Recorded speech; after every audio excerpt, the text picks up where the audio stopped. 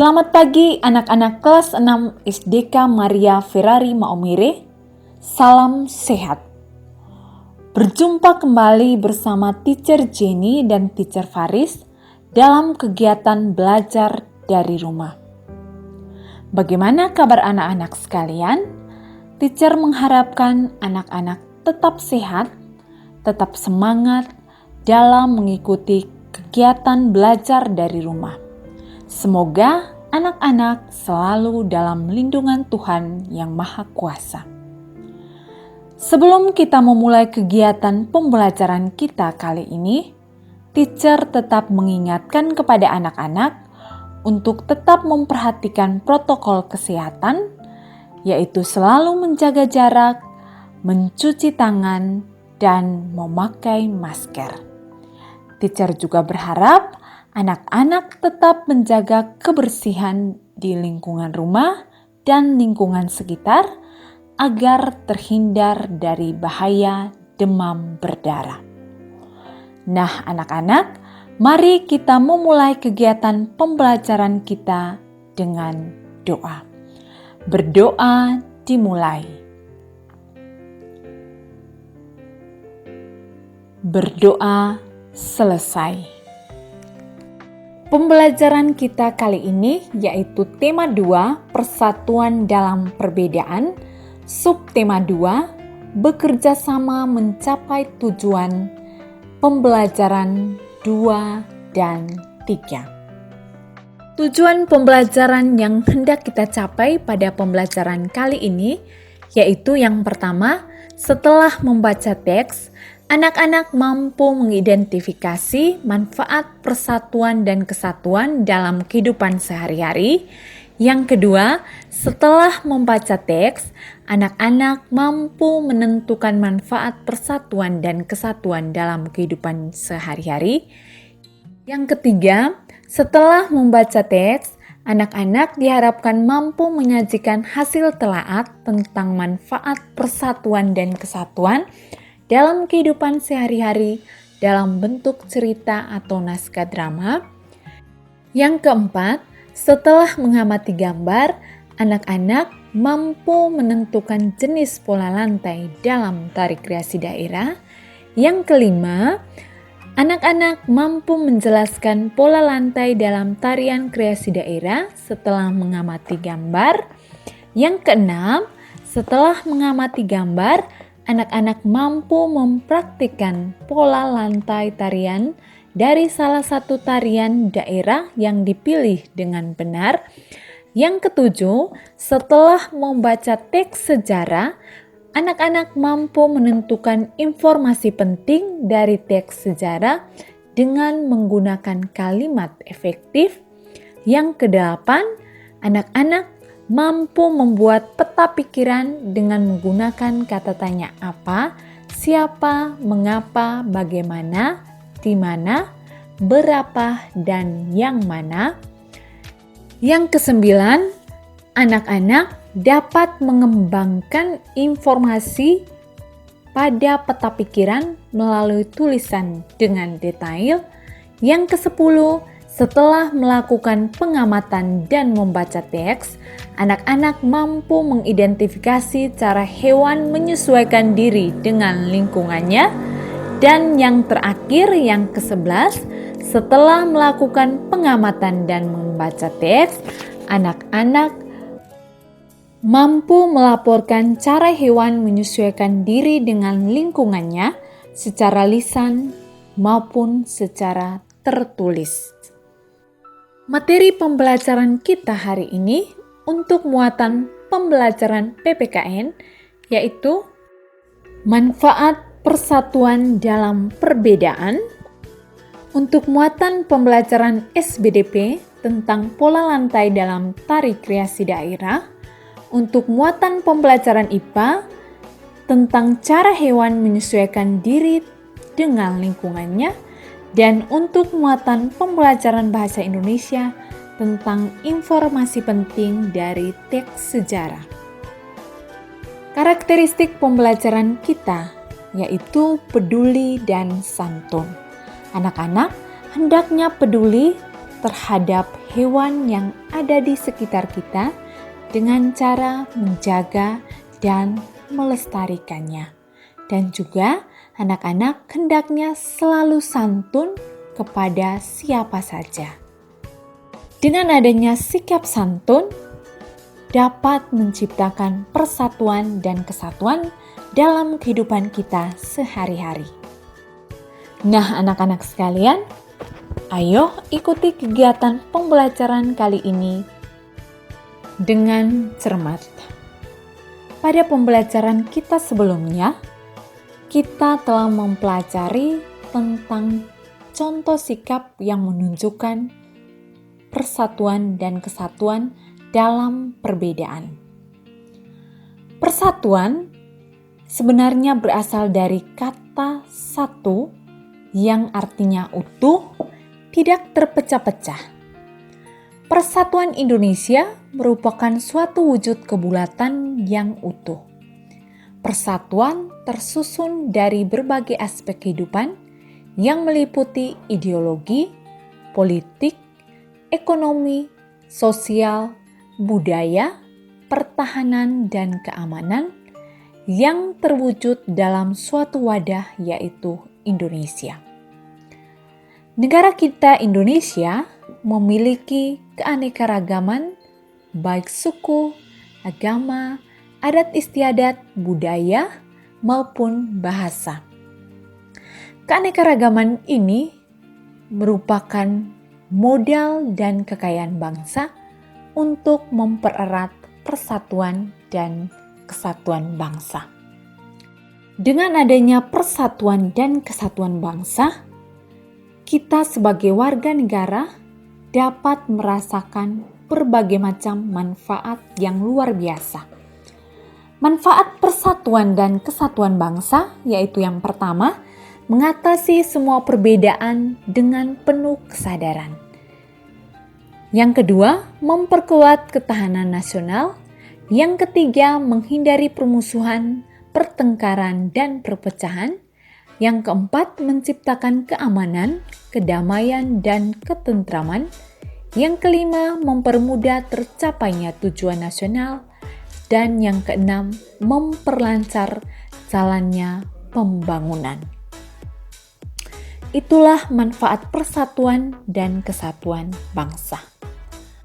Oleh karena itu, dalam kehidupan kita sehari-hari, kita juga hendaknya selalu menerapkan persatuan dan kesatuan.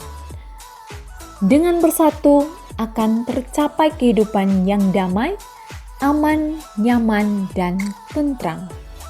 Selain itu, persatuan juga dapat menghindarkan kita dari perselisihan. Salah satu penerapan nilai persatuan dan kesatuan adalah dengan melakukan kerjasama. Kerjasama itu dapat kita lakukan di lingkungan rumah, lingkungan sekolah, dan lingkungan masyarakat. Kerjasama berarti suatu usaha mencapai tujuan yang dilakukan secara bersama-sama. Mengerjakan sesuatu secara bersama-sama membawa banyak manfaat bagi kita.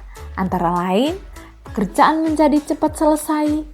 Yang kedua, pekerjaan terasa lebih ringan. Dan yang ketiga, memperkuat semangat persatuan.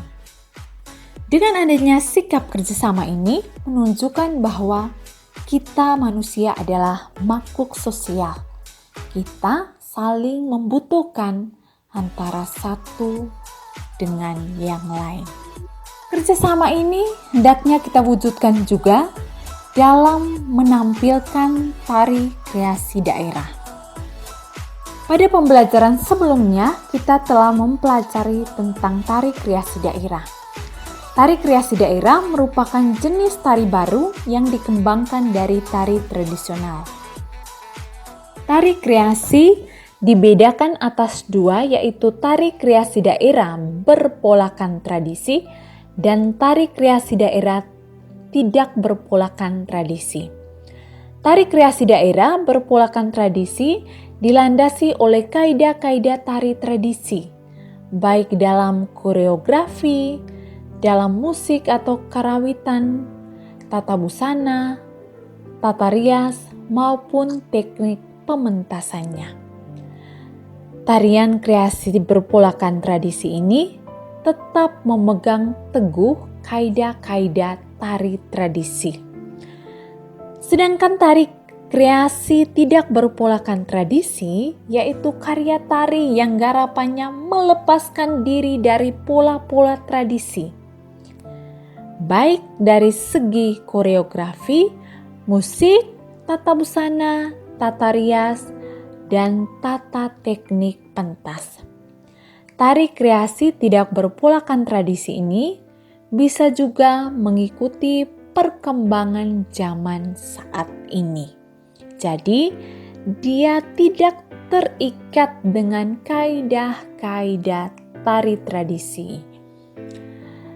Nah, berdasarkan bentuk koreografinya, tari kreasi dibedakan menjadi 3. Tari kreasi ini yaitu yang pertama tari tunggal, yang kedua tari berpasangan, dan yang ketiga tari berkelompok.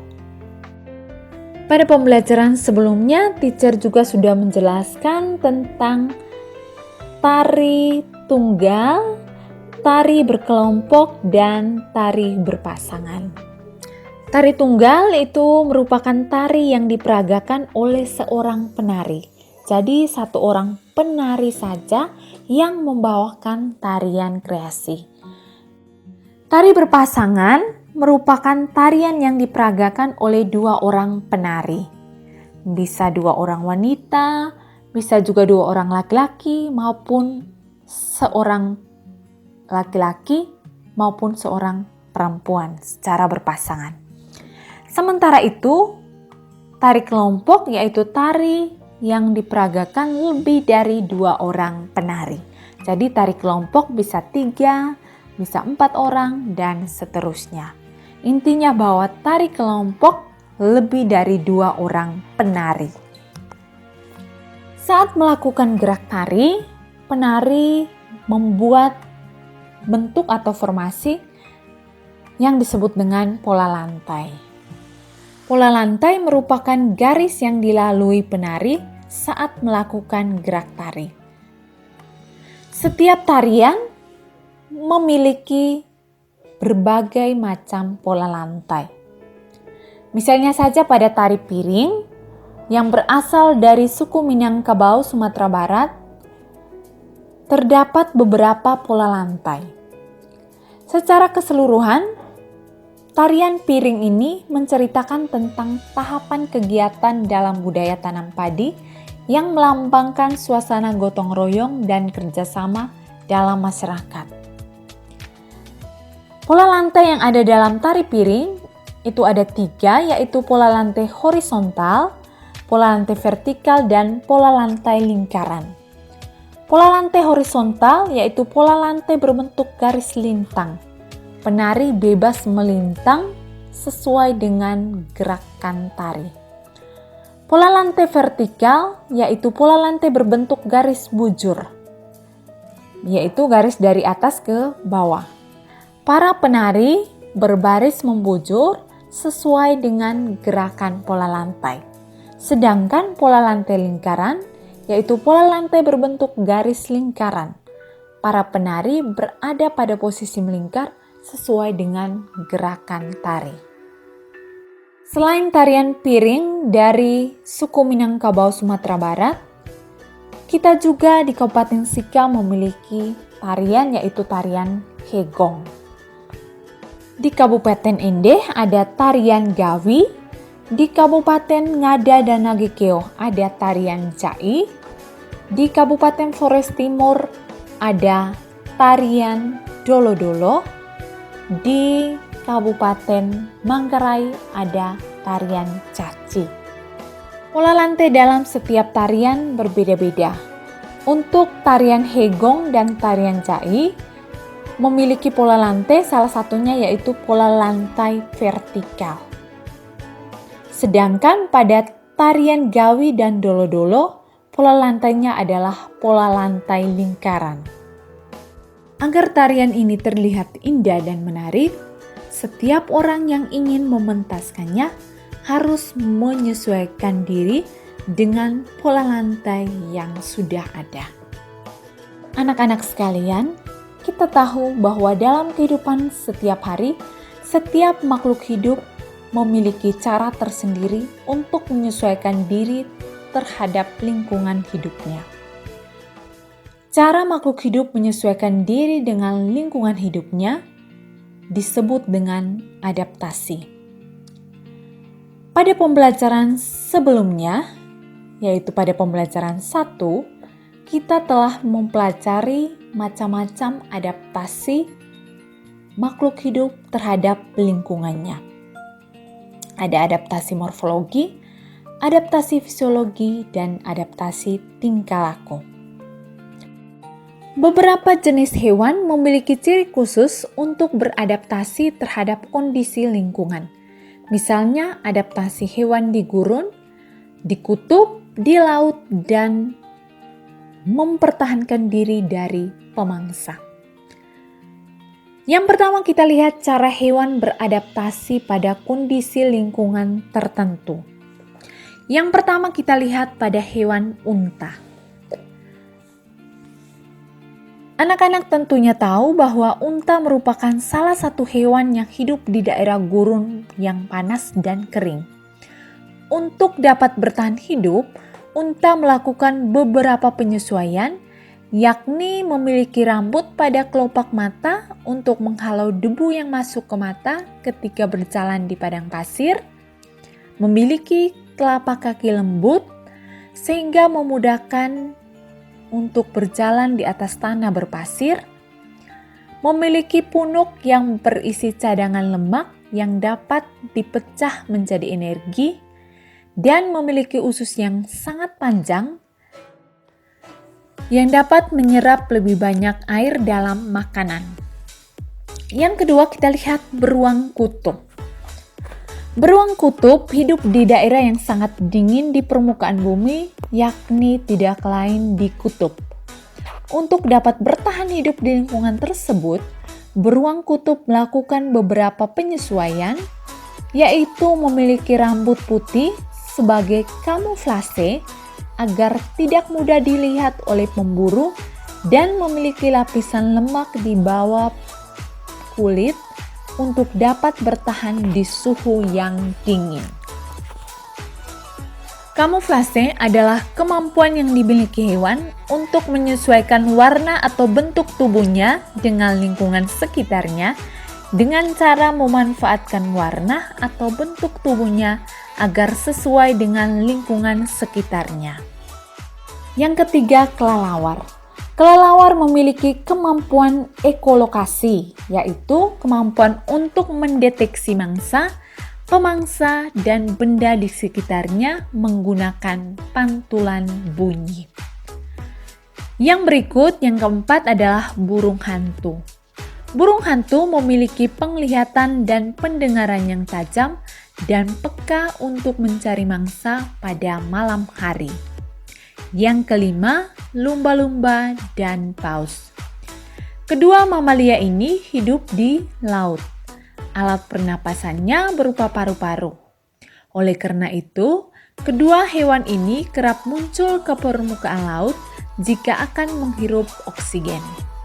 Sama seperti kelelawar, kedua hewan ini pun memiliki kemampuan ekolokasi, yaitu kemampuan mendeteksi mangsa, pemangsa, dan benda yang ada di sekitarnya.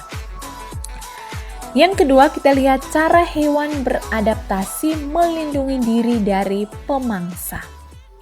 Yang pertama, cecak dan tokek.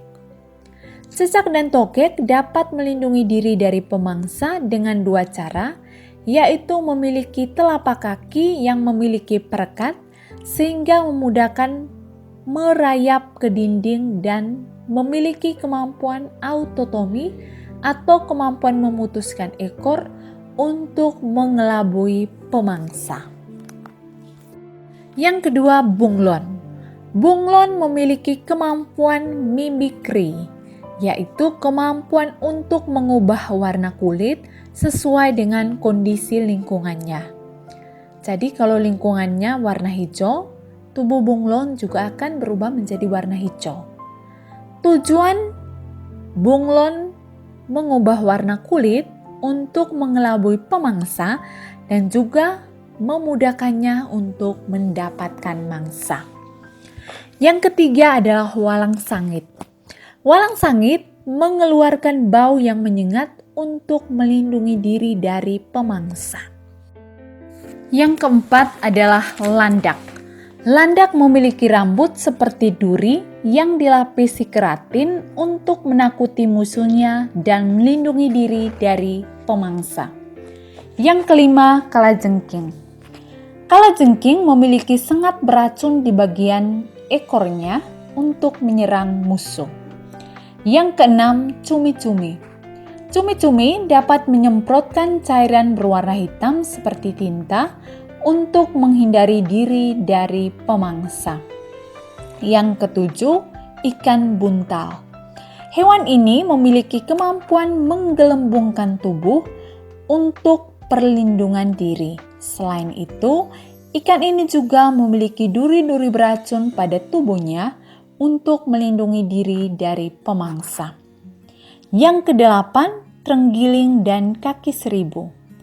Terenggiling dan kaki seribu memiliki struktur kulit yang sangat keras. Saat terancam, kedua hewan ini akan menggulungkan diri sehingga pemangsa akan kesulitan untuk memangsanya. Yang kesembilan, harimau. Harimau memiliki kuku dan gigi yang tajam. Kuku dan gigi ini digunakan untuk menyerang mangsa dan musuhnya. Cara ini sama dilakukan singa dan anjing. Yang ke-10, belalang daun. Belalang daun melakukan adaptasi dengan tinggal di sekitar tumpukan daun. Bentuk tubuh belalang daun mirip dengan daun sehingga membuat tubuhnya tersamar dan musuh tertipu. Yang ke-11, kijang. Kijang mempunyai tanduk yang runcing dan kuat. Tanduk ini digunakan untuk menyerunduk musuhnya saat menyerang. Kijang juga mempunyai 2 pasang kaki yang panjang dan sangat kuat sehingga dapat bergerak dengan sangat gesit dan cepat. Yang ke-12, siput. Siput memiliki pelindung tubuh yang keras. Pelindung tubuh siput disebut dengan cangkang. Saat musuh menyerang, siput akan bersembunyi masuk ke dalam cangkangnya sehingga musuh tidak bisa menyerangnya. Nah, anak-anakku sekalian, itulah cara hewan beradaptasi pada kondisi lingkungan tertentu dan beradaptasi untuk melindungi diri dari pemangsa. Dengan adanya adaptasi tersebut, hewan dapat menjaga kelangsungan hidupnya agar tidak punah. Nah, anak-anakku sekalian, demikian kegiatan pembelajaran kita kali ini. Teacher berharap semoga apa yang teacher jelaskan dalam video kali ini dapat dimengerti oleh anak-anak sekalian. Terima kasih karena telah mengikuti kegiatan pembelajaran melalui video ini dari awal hingga akhir kegiatan pembelajaran. Teacher berharap semoga anak-anak juga dapat menyelesaikan tugas yang teacher berikan dengan penuh rasa tanggung jawab sehingga memperoleh nilai yang memuaskan. Baik, kita akhiri kegiatan pembelajaran kita dengan doa. Berdoa dimulai. Berdoa selesai. Sampai bertemu kembali pada pembelajaran selanjutnya.